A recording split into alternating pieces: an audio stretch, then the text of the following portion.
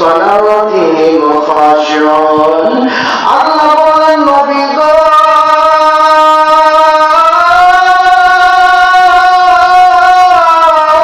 যারা আমার মুমিন বান্দা বান্দিরা হবে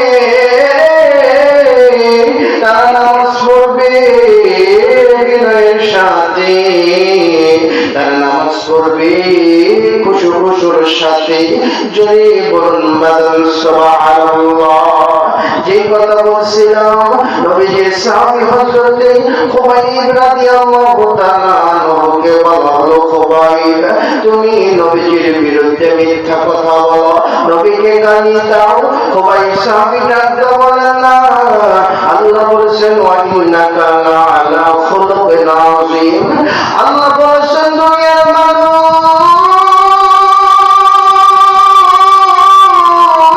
আল্লাহ বলেছেন নবীজি গো এই পৃথিবীর জমিনে আমি আল্লাহ রাব্বুল আলামিন আপনার চরিত্রের সার্টিফিকেট দিয়েছি। নবী আপনার কত পবিত্র চরিত্রের উপরে প্রতিষ্ঠিত। চিল্লায়া কওন আল্লাহু আকবার।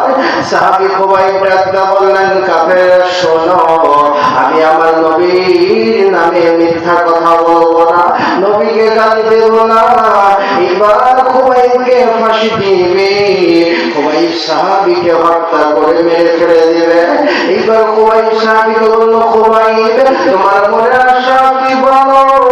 খুবাইব সাহাবী বলল, আমার মনের আশা আকাঙ্ক্ষা হলো আমার একটু নামাজ পড়ার সুযোগ করে দাও, আমি নামাজের জন্য প্রস্তুতি নিতে চাই। এইবার সাহাবী খুবাইবকে নামাজের প্রস্তুতি করে দেওয়া হলো।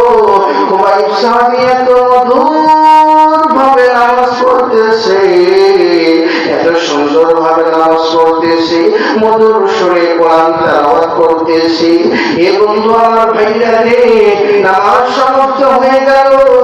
এইবার সাহাবী খুবাইবকে কাফেররা ফাঁসি দেবে, ফাঁসি দিয়ে মেরে ফেলে দেবে। ফাঁসিতে যখন টাঙানো হলো, আমার মুসলমান ভাইরা রে, নবীজির সাহাবী হযরত খুবাইব রাদিয়াল্লাহু তাআলা যখন কাফেররা টাঙিয়ে রাখলো, লাগবে রক্ত, এই বন্ধু মুখ দিয়ে রক্ত আসে আসে খুবাইব সাহাবী ইন্তিকাল করে ফেলল। আমার ভাইরা, আমার